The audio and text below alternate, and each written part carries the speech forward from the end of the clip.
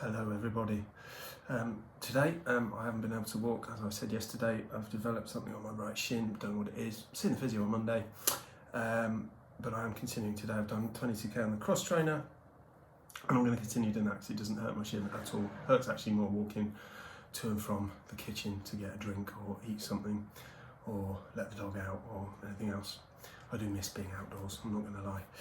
Right, today's topic is signalling round parked cars, something that you see a lot of people doing. It's actually quite confusing. So Highway Code doesn't specifically mention it, but the other publication written by the DVSA, Driving Essential Skills, on page 111, there's a section on unnecessary signals. I'm going to read it out. It says, a signal might not be necessary where there is no one to benefit from it, or where the signal could confuse other road users. Consider whether a signal is necessary before, and it gives 3 examples: moving off, pulling up, and passing stationary vehicles when you can position early and maintain a steady course. So there you go. I'll just put it there so you can read it yourself and read it, pause it, do what you need to do.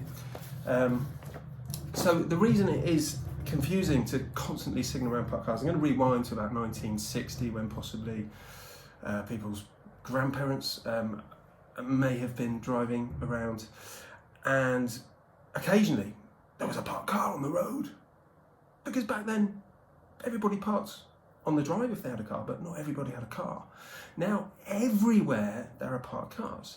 So if you were to signal around every single parked car on any given road in Newbury in a residential area, you would signal approximately 30 times. I think of Craven Road, I think of Elizabeth Avenue, I think of Fifth Road, all the roads around there, Wash Common, you'd be signalling all the time. So the person behind might get very confused, especially when you actually turn right. They don't trust or think that you're going to turn at all because you've signalled so many times. So what the book says is position early. So check your centre mirror, your right mirror, position towards the centre line, slightly over it if necessary, if it's safe to do so. That then shows the car behind that there's an obstruction in front of you. If it's not safe to continue, then you're going to pull in and wait behind the parked car and then stop. So you signal to move off, but that's moving off, it's not passing a stationary vehicle. The signal also can be confusing. Say there is a road on the right, there's someone oncoming, there's a parked car in front of them on their side. They think you're turning right, so they then continue down the road when they should be giving way.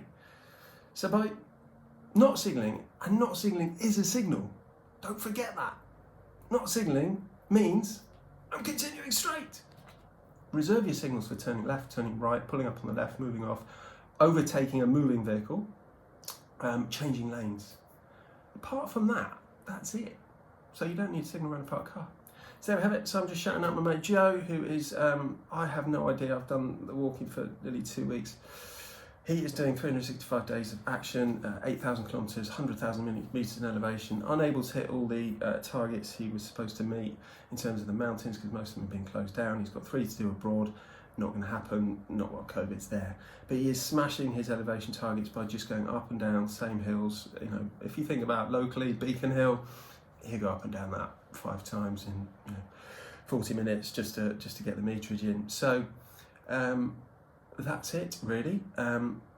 Give him a look. The link is below if you'd like to donate, if you're finding these hints and tips useful. That would be fantastic. And I will see you tomorrow.